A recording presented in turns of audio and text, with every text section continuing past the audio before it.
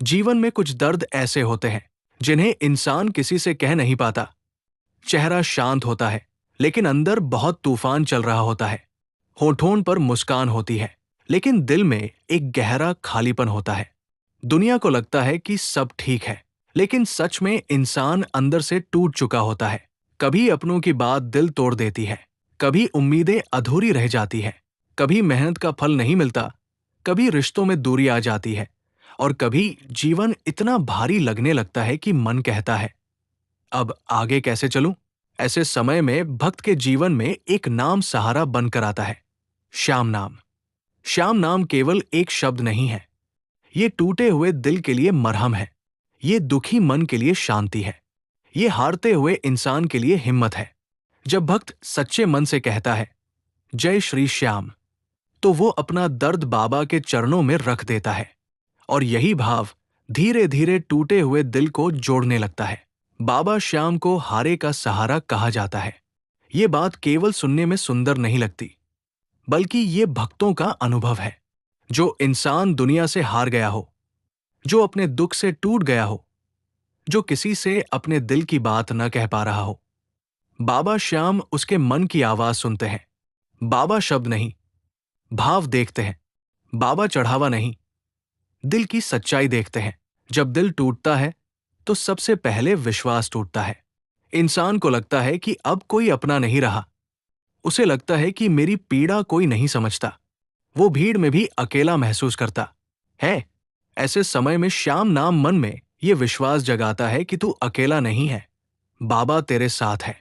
यही विश्वास टूटे हुए दिल को संभालना शुरू करता है।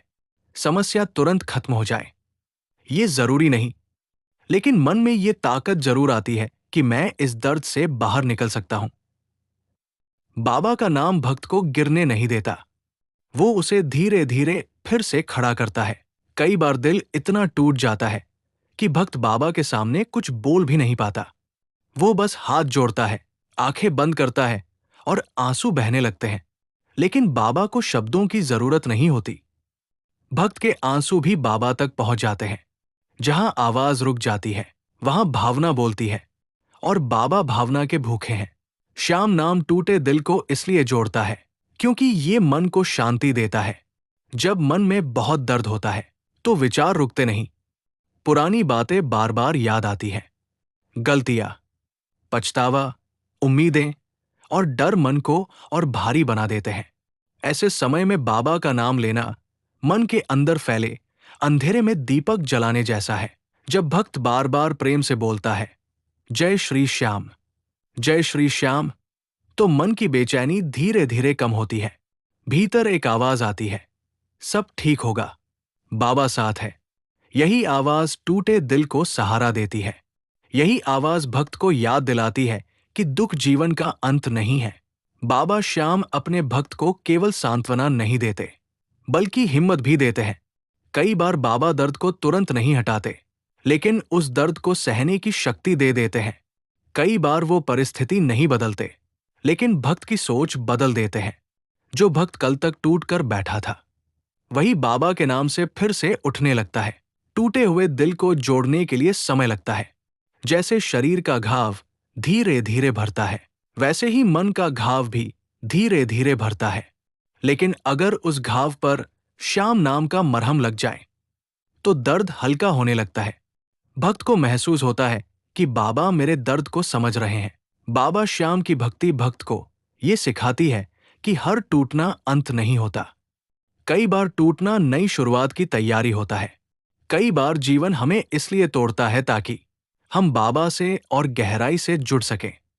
जब दुनिया के सहारे कमजोर पड़ते हैं, तब श्याम नाम का सहारा सबसे मजबूत लगता है।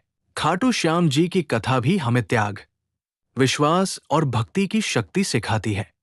बर्बरीक जी ने धर्म के लिए अपना शीश दान कर दिया। उनका त्याग और समर्पण इतना महान था कि भगवान श्री कृष्ण ने उन्हें कलयुग में पूजनीय होने का वरदान दिया। आज वही बाबा श्याम करोड़ों भक्तों के टूटे मन, टूटे विश्वास और टूटे दिल को सहारा देते हैं। बाबा के दरबार में आने वाला भक्त अपना दुख छुपाने की जरूरत नहीं रखता। वहां वह जैसा है वैसा ही जा सकता है। आंखों में आंसू हो, दिल में दर्द हो, मन में डर हो या जीवन में उलझन, बाबा सब समझते हैं। उनके सामने रोना कमजोरी नहीं, भक्ति है, क्योंकि वहां दिखावा नहीं, केवल सच्चा भाव होता है। कई भक्त कहते हैं कि जब उनका दिल बहुत दुखी था, तब बाबा श्याम का नाम ही उन्हें संभाल पाया। किसी को मन की शांति मिली, किसी को सही रास्ता मिला, किसी को हिम्मत मिली।